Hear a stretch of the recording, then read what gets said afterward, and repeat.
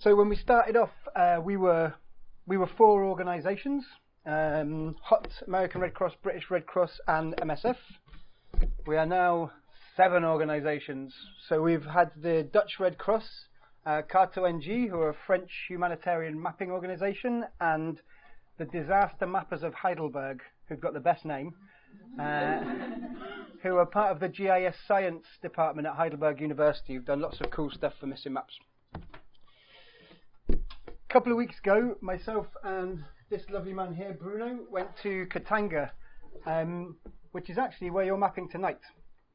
So we went to do a couple of things. One of them was training the MSF staff how to do the second bit of what you're doing. So you're providing like the lines and the shapes and the buildings and the roads and all that sort of stuff. They'll actually go out and say, okay, this building is a hospital, and this neighbourhood is called that, and this road is called that. And so they'll also add stuff to OpenStreetMap, which makes the map actually properly useful for logistics and epidemiology and all the good stuff that we want it for. So this went very well.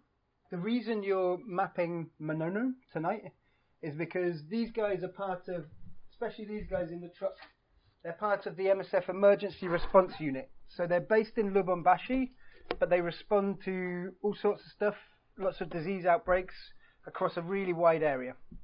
So we asked them, are there places that you end up going back to again and again? And they said yes, definitely. And we asked them how many times they had to go back to these places in the last 10 years. And then we're working through that list. So where stuff happens most, that's where we're mapping first. Monono here, I think it's 3rd on the list. So we're just working down the list. So next time they go back to Monono, all the lovely data that you're contributing, they can then use. So you're kind of collaborating with them without actually meeting them, which I guess is often the way with missing maps. So we had a lovely email from the project coordinator. Slightly, this is just me bigging myself up for delivering an excellent training session. But also, this is him having been on an Explo, which is like an assessment to go and find out what's happening in a certain place. He's actually used data contributed by Missing Maps to find health centres while he's in his boat trying to find health centres along a river. He's using the data that Missing Maps volunteers have provided in the field. It's just a nice bit of feedback from him. So this may not mean much to many of you, but we had our first collaboration with MSF Spain. Now, MSF is a slightly weird beast in that it's not really one organisation, it's 5 kind of. In fact, we have representatives from MSF Belgium. Do you want to put your hands up? No. Just here. For MSF Spain, this was the first time they'd asked for an area to be mapped by Missing Maps volunteers. It was 4 villages in South Sudan. They wanted to go and do an assessment there. They'd heard there was stuff that needed addressing. And they said, can you have it done by tomorrow? But, yes, we could. So mappers jumped on it. There was no Mapathon, so it was all via Twitter and Facebook. And in 8 hours, they'd mapped 4 villages and validated them completely. So in the morning, when the MSF Spain team woke up, in their inboxes were maps and population estimates for all 4 villages, which was really nice. And again, testament to the community of mappers that's grown with the project. This is another cool project. So this is in Chad. MSF has done nutrition interventions, so responding to malnutrition in this area of Chad pretty much every year for the past X amount of years. They're not sure why there's always this nutrition problem, so they wanted to do some operational research to try and work out the causes. And they're doing this by doing a household survey in this province. So they asked that while they're doing the household survey, they're obviously gathering names of villages and GPS coordinates, if we could map along with them and also help them with the data entry. So they send us the names and the coordinates. And then again, Missing Maps volunteers in Netherlands actually have taken the map from this to this. So it's only partway through the project, and the project's not great, but what you see there is about 320 new villages mapped on OSM. So another nice example of collaboration with the field.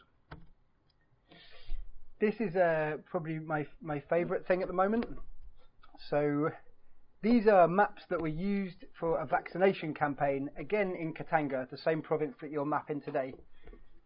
So they sent teams ahead to do assessments, and the teams mapped the communities in order to be able to then go out and do a vaccination campaign to try and vaccinate all the children under 5. This is how they were making maps. So these are actually rivers and lakes. They're in their boat. They get near the lakeside. They shout to people, say, what's the name of the village? And then they draw it. So this, it looks a bit scraggly, but there's lots of really good field data there that's actually, for us, quite hard to go and get. And they've got it sitting there in a folder. So there's a group of Missing Maps guys in London who meet every 3rd Tuesday. And they kind of do like a workshop-y type thing. So they're taking these maps and they're trying to digitize them. So get all the information out of them and get it into OpenStreetMap. I wish I'd put a different example because some of the maps are crazy. This one's actually quite good. But you run into problems like there's one particular map which has a zigzag road on it with the villages placed.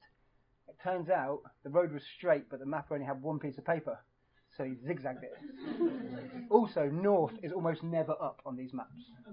So there's various things they have to work out, but it's an interesting exercise, and again, it helps take kind of MSF's geographical memory and digitize it for good use in OpenStreetMap. The American Red Cross have estimated we've now mapped 14 million people, which is great news. I have no idea where they got that figure from, so I can't confirm the accuracy. But in terms of mapping parties and the growth of the project, like this time last year, between Christmas and the end of February, I think we'd had 6 or 7 mapping parties.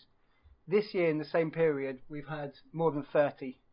So this is people not just doing mapping at home, but deciding, I'm just going to organise a mapping party at home, and having friends round, or having it in their workplaces with colleagues, or getting together with other organisations and just throwing mapping parties.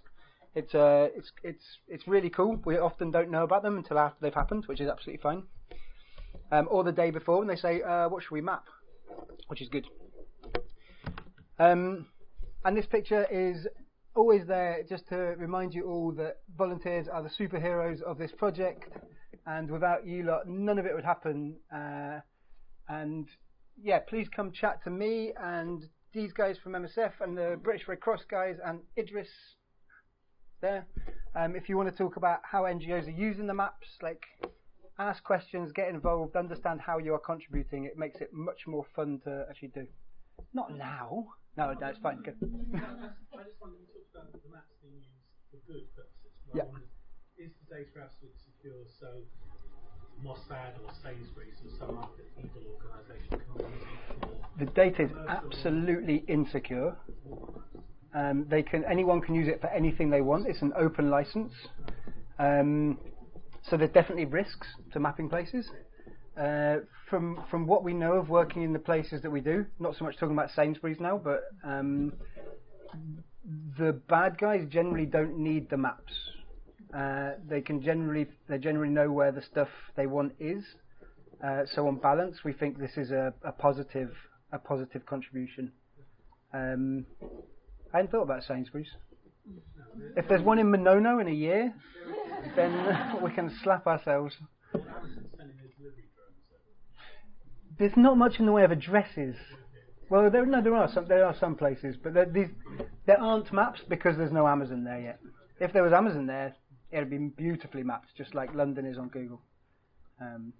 Yeah, there's no commercial interest in any of the places we map really, and that's why we have to do the mapping, and that's why we use OpenStreetMap because it's such a beautifully open project. We actually get to set our priorities and map where we want.